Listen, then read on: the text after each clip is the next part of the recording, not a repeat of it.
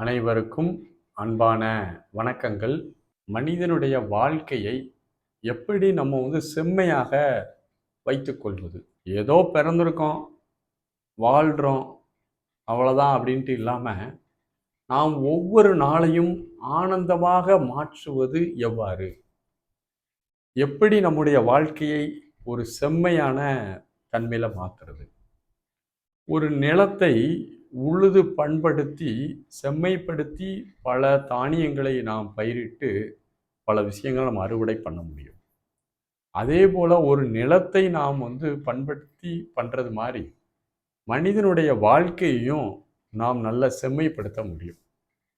அதற்கு நமக்கு முக்கியமான டூல் அல்லது அடிப்படையான அந்த ஆயுதம் என்ன அப்படின்னு பார்த்தீங்கன்னா அன்பு என்ற ஒன்று தான். அன்பு இல்லையேல் மனிதனுடைய வாழ்க்கை முழுவதும் நரகமாக மாறிடும்.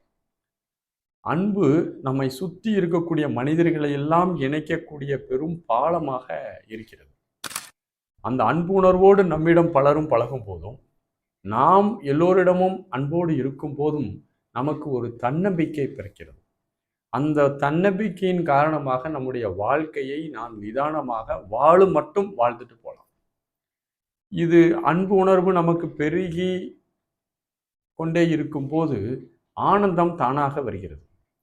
எந்த எதிர்பார்ப்பும் இல்லாமல் எல்லா உயிர்களிடமும் அன்கண்டிஷனலாக யார் ஒருவர் அன்பை வைத்திருக்கிறார்களோ அவர்கள் ஆனந்தத்தை பார்ப்பார்கள். அப்படி இல்லை என்றால் அவர்களுக்கு மிஞ்சுவது வெறுமன துன்பம் மட்டும்தான்.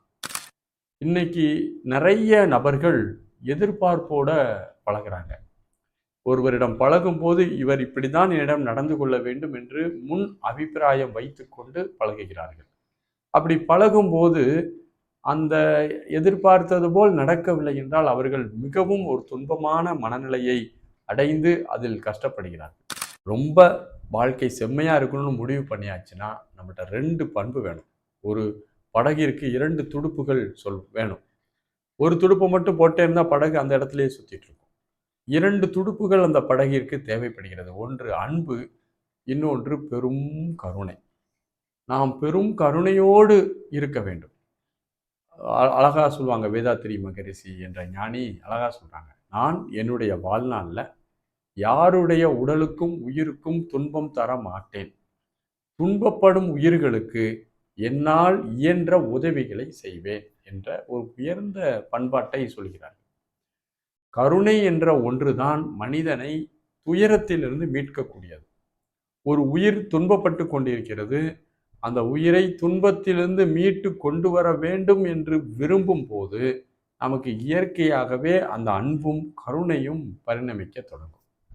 இந்த அன்பும் கருணையும் நம்முடைய எல்லா சூழ்நிலைகளிலும் நம்முடைய எண்ணம், சொல், செயல் ஆகிய எல்லாவற்றிலும் ஊடுருவி இருக்கும் போது நம்முடைய வாழ்க்கையில் பல பிரச்சனைகள் குறைய ஆரம்பிக்கும்.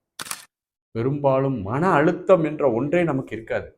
யாரெல்லாம் மன அழுத்தத்தை சந்திக்கிறார்கள் என்று தெரியுமா? அன்பு இல்லாதவர்கள், கருணை இல்லாதவர்கள் மட்டுமே மன அழுத்தம் என்ற மிகப்பெரிய ஒரு நோய்க்கு ஆளாகிறார்கள். மன அழுத்தம் முற்றிலும் நம்மிடம் குறைந்துவிடும். வாழ்க்கை ரொம்ப இனிமையாக மாற ஆரம்பிக்கும். ஆகவே இந்த அன்பும் கருணையும் என்ற ஒரு உரம் நம்மிடம் இருக்க வேண்டும். எப்படி நல்ல இயற்கையான உரங்கள் நிலத்தை பண்படுத்தி அழகான செடி கொடிகள் வளருவதற்கு ஆதாரமாக இருக்கின்றனவோ அதேபோல் மனித மனதை பண்படுத்தக்கூடிய 2 உரங்கள் என்றால் ஒன்று அன்பு, இன்னொன்று கருணை. சிவன் என்பவர் அன்பாக இருக்கிறார் என்று திருமூலர் சொல்கிறார். ராமலிங்க அடிகளாரோ ஜீவகாருண்யமே பேரின்ப வீட்டின் திறவுகள் என்று சொல்கிறார்.